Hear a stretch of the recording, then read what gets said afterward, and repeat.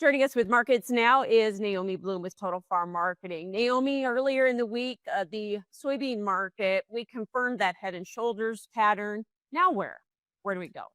Yeah, so bean prices achieving that downside objective for the head and shoulders formation. We filled the breakaway gap from October. So now we are at a price point where soybean values are on sale again. Is this going to be the perfect opportunity for China to come in and finish up the buying that they said they're going to be doing while the beans are on sale, while the value of the US dollar is lower, and while we just have this lower price point? So that's what we're going to be watching on for the rest of the week, looking for signs of additional Chinese demand and maybe seeing some bargain buyers with the funds who had been selling off that extremely long position that they had built up.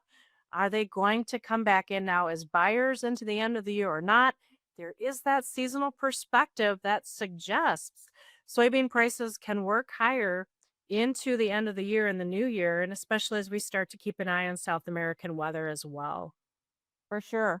The corn market, it's been in a very narrow 10-15 cent trading range. Talk about, what could change that, or do you see that changing anytime soon?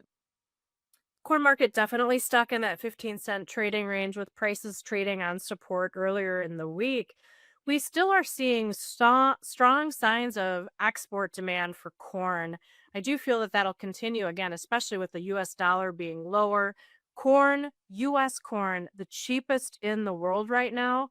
It is said to be the cheapest in the world all the way out to March. So I think we're going to see some additional export purchases coming up here. We're still seeing decent signs of ethanol demand.